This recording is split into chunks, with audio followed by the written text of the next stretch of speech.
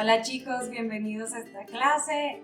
Yo me llamo Andrea Villada y en el día de hoy vamos a estar trabajando un tema que da muchísimo trabajo: objeto directo. Objeto directo. El objeto directo no es un tema difícil, pero necesitas prestar atención a los pequeños detalles. Vamos a discutir esos detalles poco a poco, punto por punto. Fácil y simple. ¿Listos? I made an infographic with all the information in this video. Find the link to download it in the description box. Primero, ¿qué es el objeto directo?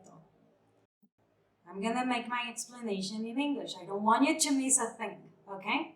So, direct objects are things or people who receive an action directly from the subject. Directly, and that's the key, is directly from the subject. Por ejemplo, they buy clothes. What are they buying? Clothes. Clothes is what is being bought. So clothes is the direct object. Ellos compran ropa. Ropa. Objeto directo. He punches his friend. Oh, well, I can't imagine like something any more direct than that, by the way. He punches his friend. So who is he punching? He's punching his friend. His friend, objeto directo. Él golpea a su amigo. So, if you want to identify the direct object, those are the questions you need to ask the verb. You need to start talking to the verb. Talk to it. These questions. What, qué cosa, or who, a quién. The direct object is going to be the answer to one of those questions, okay? If you can't find the answer from the verb, then you don't have a direct object, as simple as that. You don't have one. Not every verb has direct objects. Let's see if that works with our sentences. They buy clothes. They buy what? Clothes. That's an answer. That's a direct object.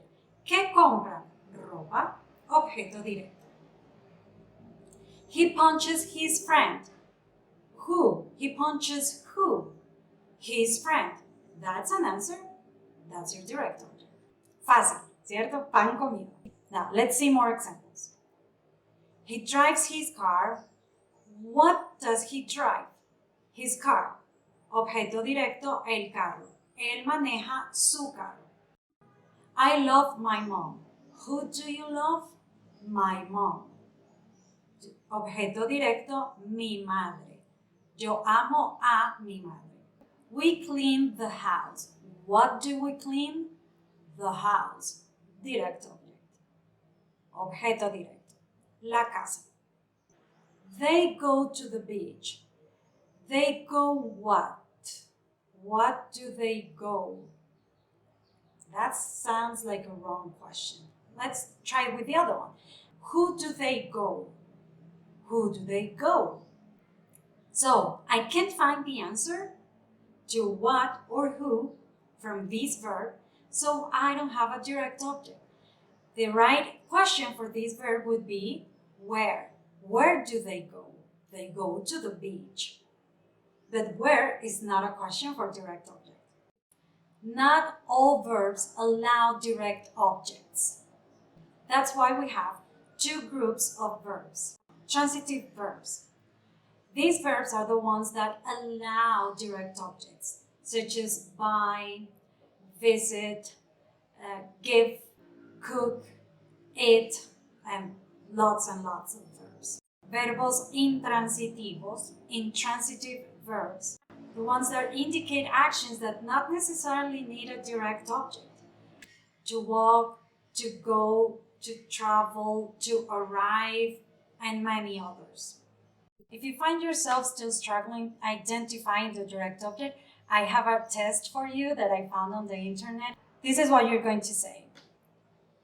De todas las cosas o personas que podrías, blank, you can type a verb here, estás, verbing, verbeando, direct object, objeto directo. If this sentence makes sense, then congratulations, you found your direct object. Of all of the things or people you could verb, you are verbing direct object. Now, let's try it out together. She practices her Spanish. Of all of the things or people she could practice, she's practicing Spanish. Sounds about right to me. So Spanish is direct object. You talk on the phone. So you think, well, phone is the direct object. Let's see if that's true. Of all of the things or people you could talk, you are talking the phone. So phone is not a direct object. I'm sorry. Now that we know how to identify the direct object, let's see one of the first details you have to pay attention to. Personal A. I know you love it. This is an A that we use whenever our direct object is a person. It works as a distinction from inanimate objects. Since we already discussed that direct objects can be things or people, well, we need some kind of distinction for them. So whenever you say she loves her mother, in Spanish, mother, well, it's a person, of course, so you say ella ama a su mamá. We call our friends. Nosotros llamamos a nuestros amigos. They hate Felipe. Even though they hate him, Felipe is still a person. So, ellos odian a Felipe. If you forget the personal A, don't worry, it's not the end of the world. We might understand what you're saying, but your sentence is incorrect. Now, let's go to the real thing, the pronouns. Okay, so I know what you must be thinking. Like, okay, perfect. So I know how to make those sentences. Well, I need to remember the personal A, but still, those are easy sentences. I can do that. I don't need to know.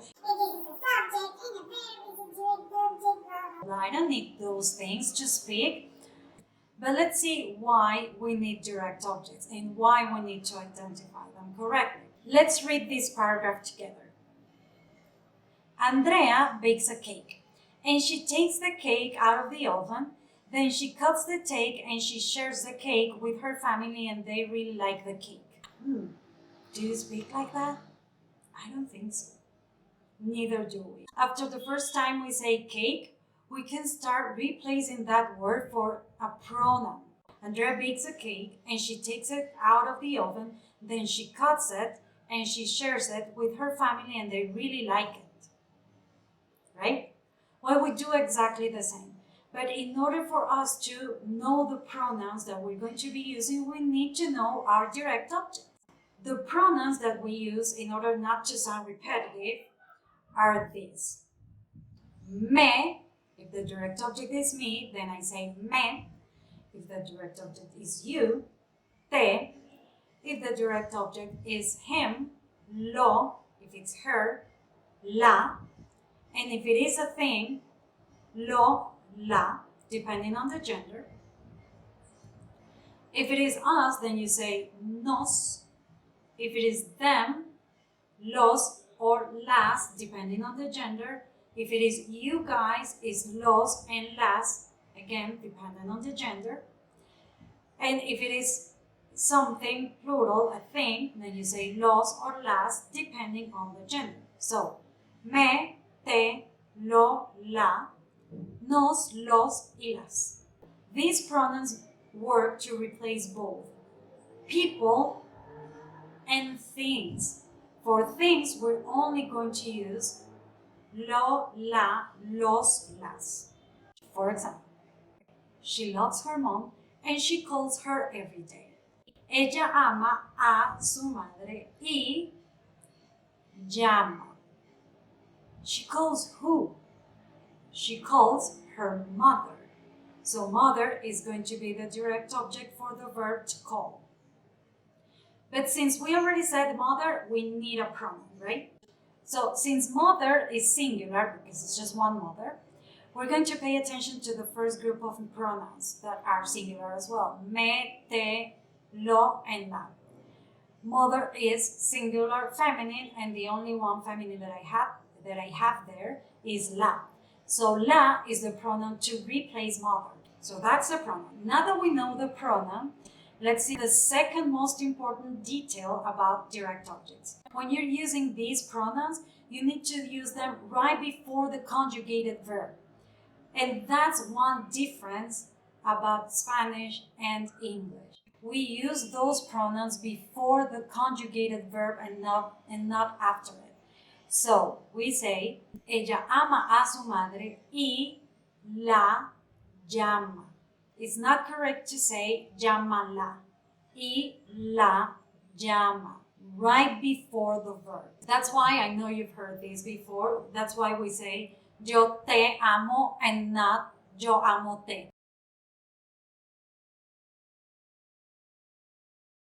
Ella quiere café, entonces lo prepara. Café masculino singular. Nosotros los amamos. Él me respeta. Let's see the different locations for direct object pronouns. There are 4 possible places where you can use direct objects in one sentence. First one, before a conjugated verb.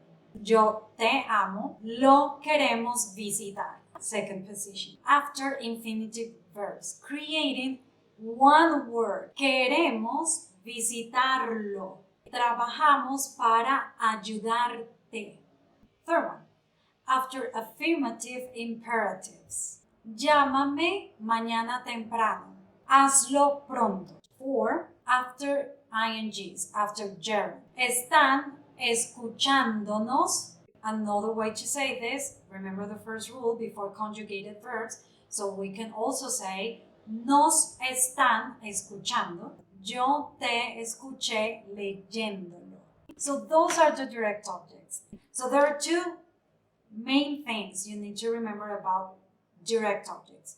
1, remember the personal A, and 2, whenever you are replacing the direct object with a pronoun, you need to consider the placement, the right placement for these pronouns in the sentence. So this is it for today.